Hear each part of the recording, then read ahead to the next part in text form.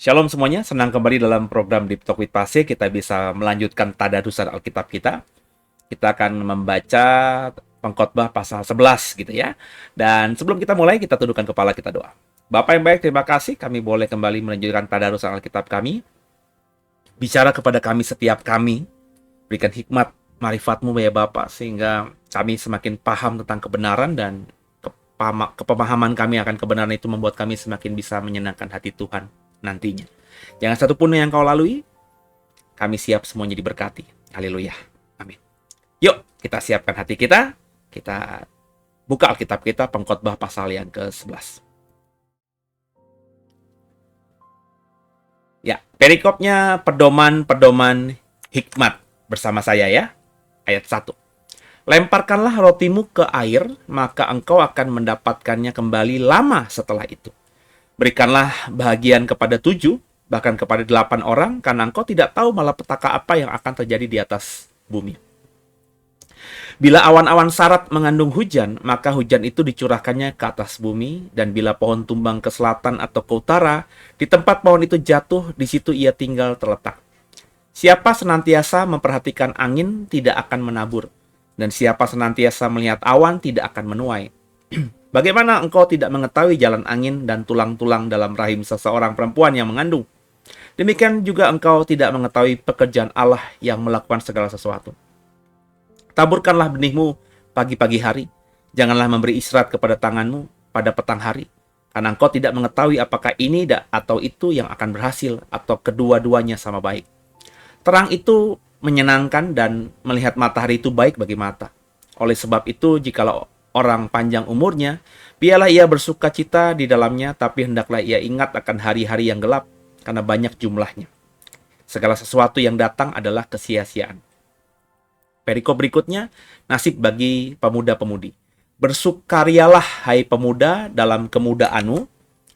Biarlah hatimu bersuka pada masa mudamu, dan turutilah keinginan hatimu, dan pandangan matamu. Tapi ketahuilah bahwa karena segala hal ini, Allah akan membawa engkau ke pengadilan. Buanglah kesedihan dari hatimu dan jauhkanlah penderitaan dari tubuhmu, karena kemudaan dan fajar hidup adalah kesia-siaan. Haleluya, terpujilah nama Tuhan. Ya, Bapak Ibu, apa yang saudara dapatkan dari Pengkhotbah pasal 11 ini ya? Kita belajar ya. Kalau yang saya dapatkan ini bicara tentang kembali ya, hikmat ya, karena judul perikopnya aja pedoman-pedoman hikmat. Dikatakan tadi di ayat-ayat awal, lempar rotimu ke air maka engkau akan mendapatkannya kembali lama setelah itu. Ya iya ya, roti kalau dilempar ke air kan pasti akan tenggelam gitu ya, dan kita akan mendapatkannya lama karena munculnya nanti ke permukaan dalam remah-remah itu kan pasti lama sekali ya. Kemudian juga dikatakan kita harus memberikan kepada 7 bahkan 8 orang, memberikan apa saja tentunya, karena kita nggak tahu malapetaka apa yang akan terjadi atas kita di masa depan. Intinya kan pengkhotbah ingin mengatakan kalau kita berbagi atau menolong banyak orang, ya mereka nanti diharapkan akan menolong kita di masa depan ketika kita ada masalah dan seterusnya. Ya, kemudian juga kalimat yang menarik tadi, kalau kita memperhatikan angin, nggak akan menabur, karena angin itu selalu ada. Ya. Juga kalau kita memperhatikan atau melihat awan, kita tidak akan menuai, karena kita cuma memperhatikan. Banyak kita tuh cuma memperhatikan, tidak action. Jadi belajarlah beraksi atau berani melangkah. Jangan jadi manusia yang cuma bisa mengamati, bisa menilai. Jangan cuma jadi manusia yang cuma punya mimpi tapi tidak bisa mengaktualisasikan mimpi itu. Meskipun kita tidak bisa langsung mengerjakan apa yang kita mimpikan, tapi paling tidak kita memulailah satu langkah untuk bisa menggapai apa yang kita mimpikan dalam realitas kehidupan kita. Jadi jangan nunggu ideal dulu. Saya masih ingat banget ketika The Way dimulai, saya tahu kapasitas saya, dan saya tahu siapa saya yang haram meminta-minta atau haram apa ya, menyebar proposal. Saya yakin kalau di awal The Way ada kurang lebih 11-12 tahun yang lalu, itu saya mau mengunjungi satu-satu orang yang pernah saya layani. Kalau saya mau apa namanya, menghubungi orang-orang yang merasa berkali-kali berkata hutang budi sama saya. Kalau saya membuat proposal pelayanan, maka The Way sejak awalnya pasti akan sudah punya gedung gereja. Tapi tidak. Ya. Saya belajar untuk memulai dari apa yang saya punya. Saya masih ingat banget saya berkorban di awal itu, ya, mobil yang saya miliki gitu ya. Ya. Jadi dijual ya untuk memulai pelayanan. Ya. Ketika kami dapat ruko juga, itu yang kita kerjakan. Untuk merenovasi ruko, ya uangnya dari modal yang kita dapatkan dari penjualan aset yang saya miliki. Ada bantuan dari beberapa orang, tapi tidak besar. Yang terbesar tentu apa yang saya tabur. Kenapa? Karena ya tadi, saya nggak mau cuma bermimpi. Kalau ngitungin mimpi, wah, saya pengen punya gereja ideal seperti ini, harus begini, harus di sini, maka nggak akan jadi-jadi.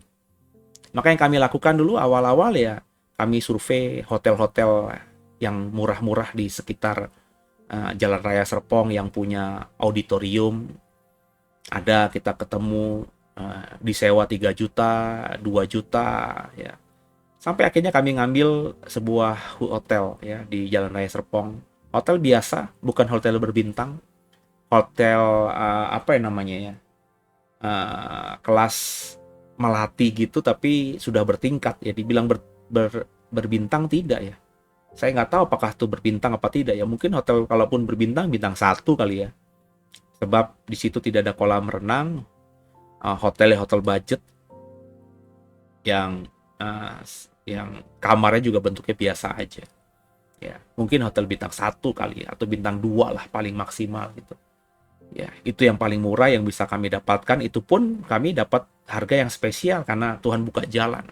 Itu yang kami mulai dengan sound system dari pihak hotel gitu ya, yang ala kadarnya. Kami memulai dengan satu keyboard yang kami beli baru. Jadi kemudian kita juga ada berkat bikin atau membeli speaker yang besar gitu ya. Dan kemudian nggak lama kemudian ada jemaat yang memberikan kami gitar baru. Jadi awal pelayanan kami itu keyboard punya saya. Jadi saya punya keyboard. Terus keyboard itu keyboard yang lama ya. Terus itu kita upgrade, kita belikan tukar tambah dengan keyboard yang baru. Itu yang kami pakai buat pelayanan. Kemudian juga ada gitar yang dari jemaat dan juga sound system yang kita beli dengan modal 3 itu. Saya lupa mic itu mic gereja atau mic dari hotel lah ya. Tapi saya rasa dari hotel karena speaker, terus juga mixer kecil dan juga mic itu dapatnya dari hotel ya. Jadi bisa dibayangkan kualitasnya seperti apa. Tapi kami mulai. Begitupun ketika kami punya kesempatan, diberi kesempatan Tuhan, dikasih pinjam oleh seorang yang baik hati, ruko selama 5 tahun. Itu kami renov dan juga kami mulai dengan apa yang kami bisa. Ya, ruko, sebaik-baiknya ruko kalau cuma satu ruko ya paling kursinya cuma bisa sekitar 50, itu udah desek-desekan sekali. Terbatas, tapi kami mulai menikmati aja. Ya. Sampai akhirnya kami punya gedung yang sekarang ini cukup baik kalau bagi saya, cukup besar. Kalau ditaruh kursi 250-300 kursi bisa masuk. Tapi baru ketika selesai renovasi ada pandemi, ada COVID, sehingga kami nggak bisa berakselerasi dengan baik. Akhirnya jemaat yang sudah solid di awal itu karena tidak dianjurkan oleh pemerintah untuk datang beribadah ke gereja secara langsung, meskipun gereja tidak pernah kami tutup. Akhirnya mulai tidak datang ke gereja, ya terbiasa dengan online, dan ketika bahkan sekarang ini banyak yang tetap ikut di online, ya. Saya punya beberapa jemaat yang tinggal di daerah Serpong, tapi tetap di online saja. Saya nggak tahu kenapa dan saya tidak bisa memaksa juga, itu pilihan. Intinya eh, kita belajar untuk apa ya saudara ya?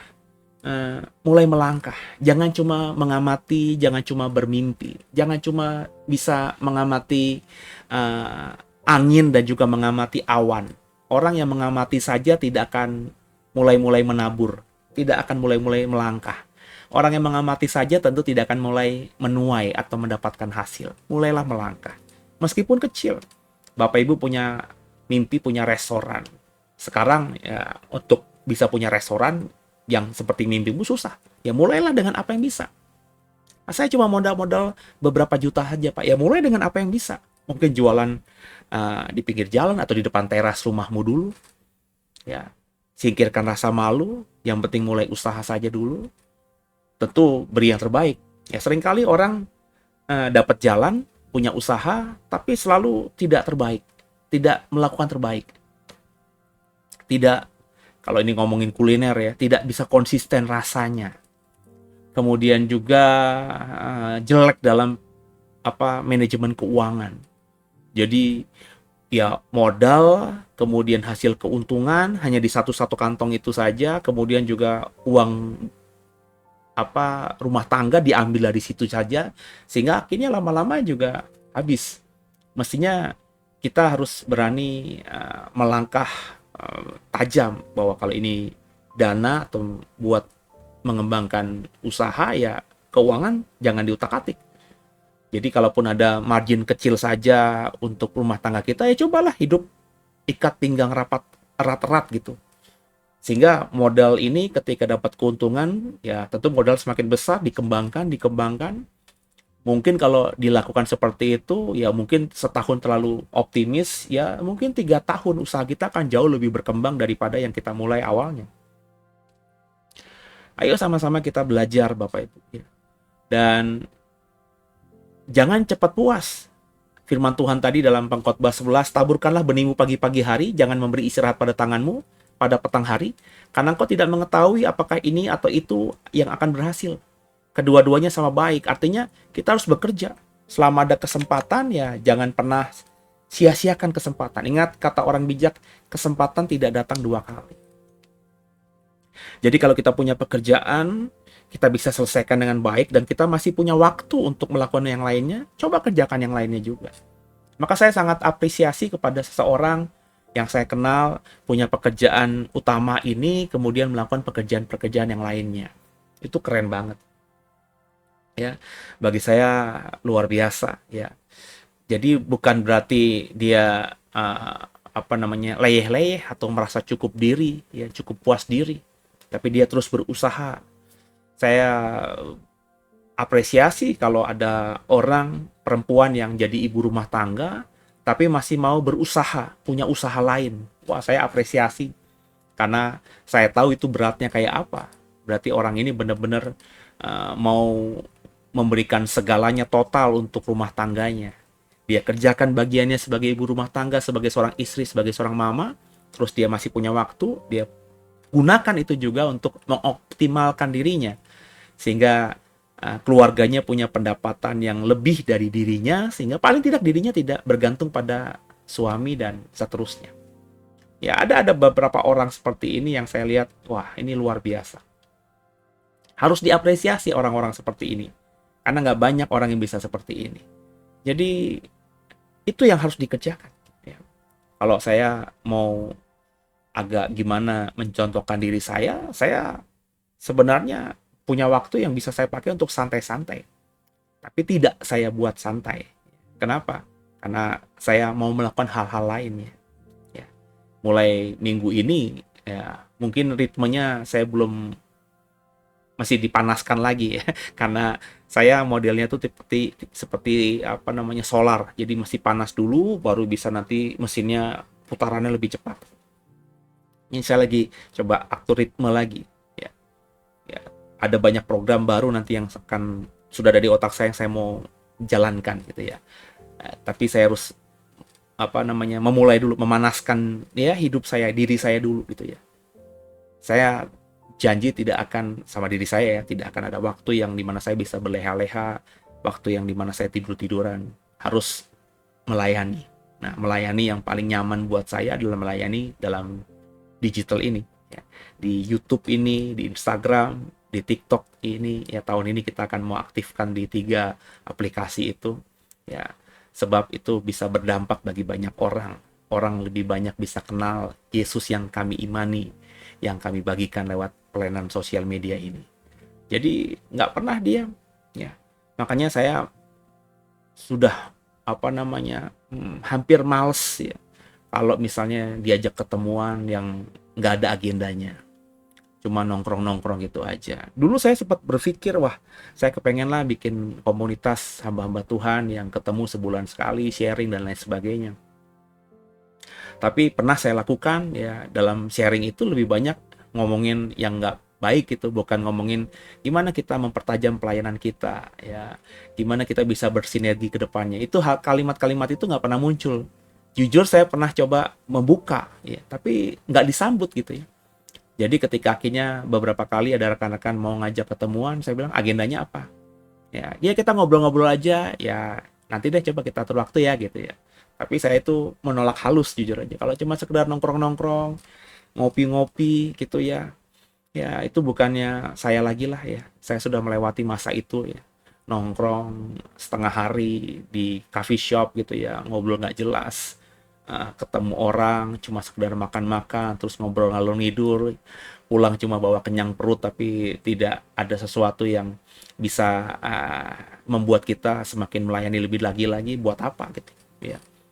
Jadi saya mungkin akan bertemu kalau misalnya ada rekan-rekan hamba Tuhan yang, yuk kita ngobrol, Pastor. Kita mau bikin apa nih ya buat kedepannya ya, buat agar pelayanan kita masing-masing semakin efektif. Nah kalau begitu mungkin saya akan ketemu. Kayak saya juga malas udah ikut seminar-seminar, meskipun undangan seminar-seminar, ikut seminar online maupun juga seminar undangan itu masih sering diberikan ke saya ya. Sebab kalau seminar-seminar cuma ngomongin suatu topik saja, topik-topik yang isunya juga kontemporer saja ya, yang bisa saya dapatkan juga dari komputer saya, ngapain gitu ya. Sebab seminar-seminar itu kan seringkali nanti diupload juga kan di YouTube gitu ya. Saya nonton aja di YouTube, ngapain saya harus siapin waktu saya seharian penuh atau bahkan 2 harian, 3 harian, kadang-kadang ada seminar seminggu penuh gitu ya, dari pagi sampai ketemu sore untuk ikut seminar, dengerin seminar dengan pengajaran-pengajaran yang saya sudah tahu mau larinya kemana gitu. Ya, saya lebih kepada hal yang praktis aja. Yuk, kita teorinya dengan umur yang sudah 50-an, nyaris 50-an ini, mestinya setiap hamba Tuhan sudah punya teori dan ilmu yang cukup mumpuni gitu ya. Nah, mestinya kalau kita masih berharap Tuhan kasih umur 20 sampai 30 tahun lagi ya, 20-30 tahun lagi kita mau buat apa gitu. Nah, kalau diomongin itu mungkin saya akan ikut join. Sama-sama sekarang ini kita mengelola diri kita dengan baik, Bapak Ibu. Kita coba menjadi pribadi yang benar-benar bekerja efisien, efektif, ya, tidak serabutan dan tidak merasa bahwa selesai tugas tanggung jawab kita. Selama kita masih diberikan kesehatan, kalau kita bisa buat sesuatu untuk Tuhan dan berdampak bagi kerajaannya, ya harus kita lakukan. Ya. Dan kemudian juga khususnya buat anak-anak muda, tadi kalimat-kalimat terakhir di ayat terakhir ayat 9 di dalam Pengkhotbah 11 ini, ya ayo masa mudamu itu jangan cuma mengikuti keinginan hatimu atau pandangan matamu, tapi juga harus tahu segala hal yang Allah suka, supaya ketika kita mengerjakan yang Allah suka dan tidak mengikuti suara hati kita semata atau keinginan hati kita semata, kita nggak dibawa Tuhan nanti dalam penghakiman. Kan biasanya anak-anak muda begitu. Ya, foya-foya lah, pergaulan bebas lah, ya drugs lah, narkoba lah, ya. Ya, jangan mentang-mentang kita masih muda, terus kita berpikir kita masih umur panjang, sehingga kita masa muda kita pakai untuk memuaskan hati saja. Ingat ya, yang nulis kitab Pengkhotbah ini Salomo. Jadi Salomo ketika menasihati ini, ya sepertinya dia menyesali masa mudanya. Mungkin dia tidak punya mentor, karena Alkitab kita mengatakan bahwa ketika dia jadi raja, bapaknya Daud mati gak lama kemudian. Kan Salomo lahir ketika si Daud sudah sangat lanjut usianya, ya kan? Jadi tidak punya mentor, ya. Jadi Salomo mungkin menjadi raja yang kemudian karena dia dapat hikmat dari Tuhan, karena dia minta itu kan di awal pemerintahannya, jadi dia disegani.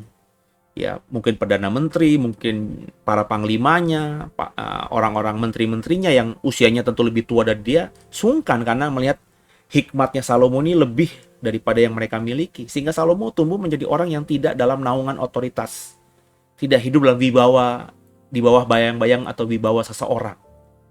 Sehingga akhirnya ya tadi kan, roh kuat, daging lemah. Ya. Ketika dia jatuh terhadap satu perempuan, tergoda pada kemolekan tubuh wanita, maka akhirnya hancurlah semua. Dia punya 1000 perempuan. Dia berusaha di masa mudanya memuaskan hatinya, pandangan matanya. Ya, sehingga dia menasihati kita. Ya. Ini pengalamannya Salomo. Jangan sampai kau mengulangi kesalahanku, dan akhirnya nanti kau akan dibawa pada pengadilannya Tuhan. Salomo bisa menasihati begini karena dia bisa bertobat. Ada kesempatan untuk dia bisa bertobat dan akhirnya menasihati kita. Kalau Salomo nggak sempat bertobat, nggak ada kitab pengkhotbah ini, nggak ada kitab Amsal, ya, maka saya berani percaya Salomo mati dalam kedagingannya, Salomo mati dalam keinginan hatinya, dan dia pasti binasa. Tapi faktanya ada kitab pengkhotbah ini yang ditulis oleh Salomo, berarti mengindikasikan dia bertobat di masa tuanya dan dia ingin menasihati agar anak-anaknya, termasuk kita, tidak mengulangi kesalahannya. Jadi ada pembelajaran yang luar biasa yang kita bisa dapatkan dalam pengkhotbah pasal 11 ini, ya, di mana kita tidak boleh gampang puas, ya. Kita harus terus bekerja selama masih ada kesempatan. Selama ada kesempatan, maka jangan sia-siakan kesempatan itu. Kenapa? Sebab kesempatan tidak datang 2 kali.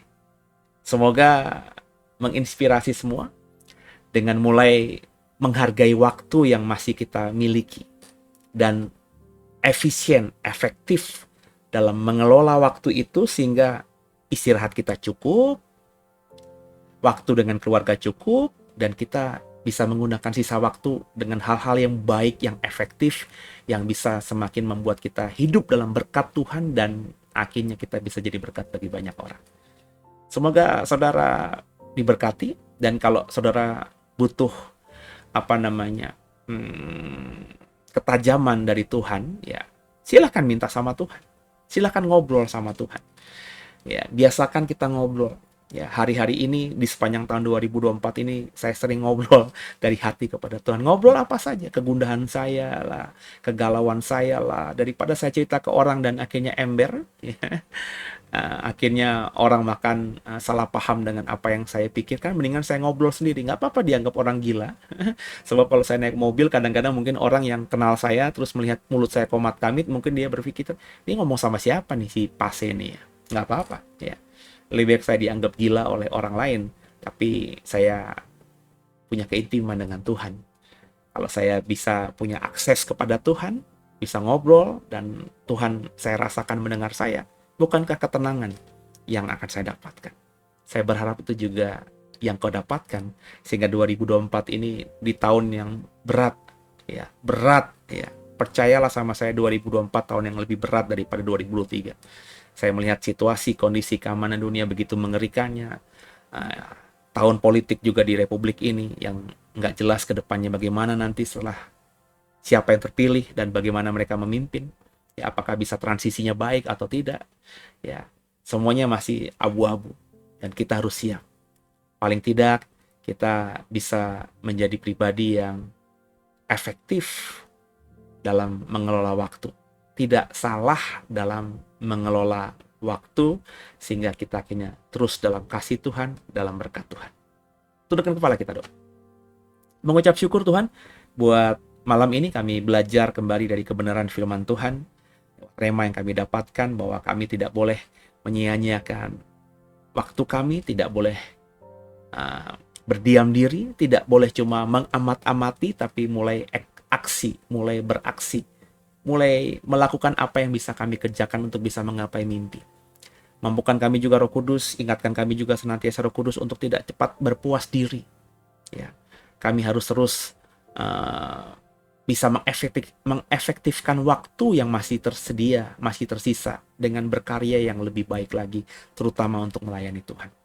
Dan bagi anak-anak muda, aku doa supaya anak-anak muda benar-benar menggunakan masa muda mereka dengan yang terbaik, yang menyenangkan Tuhan. Mereka tidak sia-siakan masa muda. Dan berkati kami semua Tuhan, agar kami bisa senantiasa hidup dalam kasih Tuhan, dalam anugerah Tuhan. Ampuni salah dosa kami, Yesus Kristus adalah Tuhan Juru Selamat kami yang hidup, dan ke dalam tangan-Mu lah kami serahkan tubuh, jiwa, dan roh kami. Haleluya. Terpujilah nama Tuhan. Amin. Jangan lupa saudara, dukung program ini, di-share program ini kepada yang lainnya, dukung dalam doa. Kalau Bapak Ibu tergerak untuk memberkati, silahkan dukung lewat dana saudara, program-program di pelayanan digital kami ini, supaya program-program ini semakin bisa dikemas dengan baik, dengan alat-alat yang baik, dengan bisa meng-hire juga nantinya orang-orang yang mau secara profesional beri yang terbaik buat program ini, sehingga akhirnya program-program di channel pelayanan JKIDW ini semakin jadi berkat bagi banyak orang dan menyenangkan Tuhan. Terima kasih buat kebersamaannya. Sampai jumpa di tadarusan esok di Deep Talk with Tase di malam minggu. God bless you all. Haleluya.